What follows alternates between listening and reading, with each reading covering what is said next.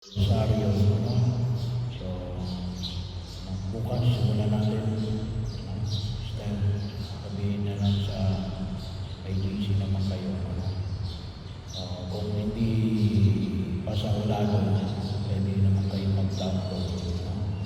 Hindi kaya ay pwedeng i-print out yung pagdarasal ng Santo Rosario. Ilan ba lahat kayo? 34. Hindi ko alam kung may Rosario pa akong dalami. Pero pwede yan natin. Pero yun ay para huwag natin kalimutan na yun ay bahagi pa rin ng ating paglilingkod, no?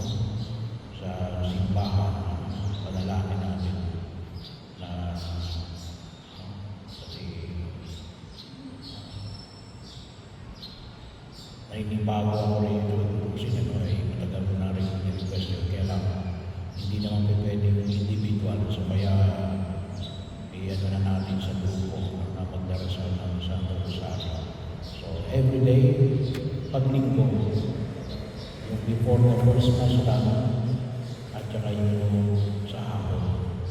Kasi yung after ng second mass, after ng first mass, may healing naman, so hindi naabot yung oras. So paglinggo, yung umaga lang at saka hapon, before 6:30 mass at saka before 5:00 mass. Pero yung ordinary day, everyday, no? So yun yung ating maging schedule. Kasi na may healing na tayo doon sa after ng first mass. So, hindi na aabot yung oras ng ating pagdarasal ng Santo Rosario.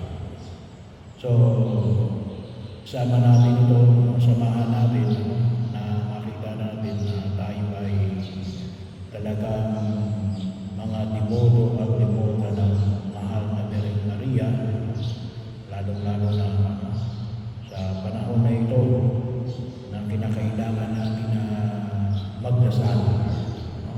Kinakailangan natin na magdasal at kasama na riyan yung pagdarasal natin na Santo Rosario, no? Pagtulong na kung saan samahan tayo ng mahal na Birhen Maria. So maraming salamat po inalbaw sa inyong pagkilos, no? Nawa po makita natin ito. Kahit huwag mong kalimutan na kahit na kayo dalawa lang na nagdarasal ay kasama niyo ang buong simbahan. Kasi it becomes a prayer of the church.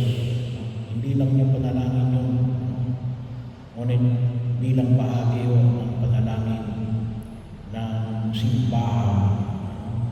Kasi ito ay isa sa mga itinuturing natin na mga panalangin na pinapayagan ng simbahan. At kapag sinama natin ito bilang isang komunidad, huwag natin kalimutan na ano. Kasi hindi lang naman kayo nagdarasal, may mga iba pa rin nagdarasal sa iba't ibang bahagi ng daigdig, ano? Kaya may bahagi natin ito. Pero ito yung nawa makita natin kasi ito yung nakikita natin na kakulangan natin gawa natin